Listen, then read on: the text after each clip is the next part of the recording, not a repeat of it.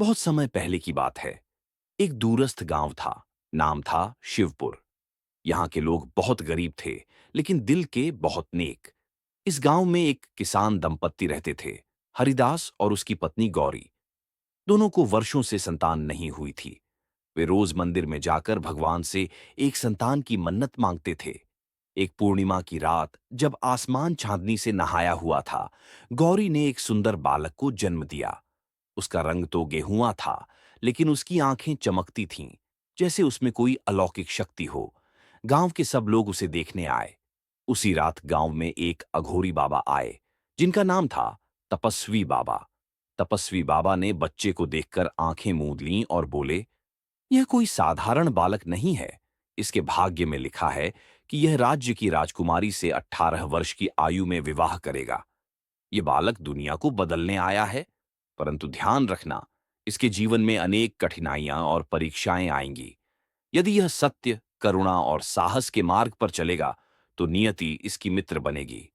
गांव वाले चकित रह गए। एक गरीब किसान का बेटा और राजकुमारी से विवाह, ये तो कल्पना से परे था। उस बालक का नाम रखा गया अर्जुन। जैसे जैसे वह बड़ा हुआ, उसमें अद्भुत गुण प्रकट होने लगे।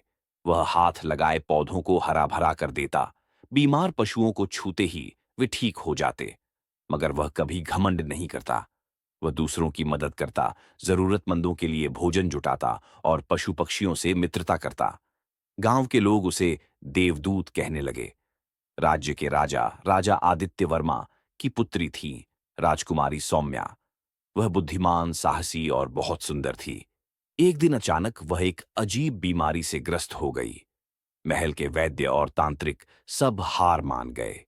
किसी ने सुझाव दिया कि किसी जादुई आत्मा से शुद्ध जल लाकर उसे पिलाया जाए। राजा ने राज्य में घोषणा कर दी, जो भी राजकुमारी को ठीक करेगा, उसे इनाम मिलेगा।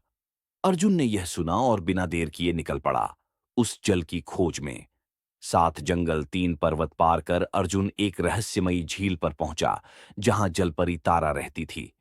तारा ने कहा, यह जल केवल उसी को मिलेगा जिसका हृदय निर्मल हो और जो अपने लिए नहीं, दूसरों के लिए कुछ मांगता हो। अर्जुन बोला, मैं यह जल राजकुमारी के लिए मांगता हूं, जो पीड़ा में है। मुझे कोई इनाम नहीं चाहिए। तारा ने मुस्कुराते हुए उसे जल दे दिया। अर्जुन महल पहुंचा और राजकुमारी को जल पिलाया। अगले ही पल राजकुमारी की आंखें खुल गईं। राजा आदित्य वर्मा और रानी विहारी देवी भाव विभोर हो उठे। राजा ने अर्जुन को गले लगाते हुए कहा, तुमने हमारी पुत्री को जीवन दिया, मांगो जो चाहो। अर्जुन ने सिर झुकाकर कहा, मुझे कुछ नहीं चाहिए महाराज। मैंने जो किया वह एक मानव होने का कर्तव्य था।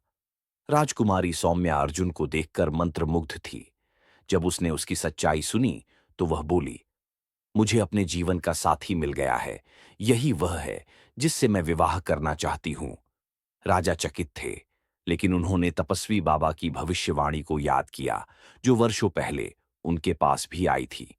विवाह की तिथि तय हुई अर्जुन के 18वें जन्मदिवस पर। शिवपुर के उसी मंदिर में जहां अर्जुन का बचपन बीता था, वहीं उसका विवाह राजकुमारी सौम्या से हुआ। गांव और महल दोनों में उत्सव मनाया गया। अर्जुन को राज्य का युवराज घोषित किया गया, लेकिन वह पहले अपने माता पिता के पैर छूने गांव गया। वह राजा बना, लेकिन कभी अपना गांव, अपनी जड़ें नहीं भूला। उसने राज्य में ऐसे सुधार किए कि हर गरीब को शिक्षा, स्वास्थ्य और सम्मान मिलने लगा। अर्जुन का जीवन इस बात का प्रतीक बना कि जन्म कभी महानता की पहचान नहीं होता, बल्कि कर्म और करुणा से ही कोई राजा बनता है। आज भी शिवपुर के बच्चे चांद की ओर इशारा कर कहते हैं, वो देखो, अर्जुन का तारा चमक रहा है।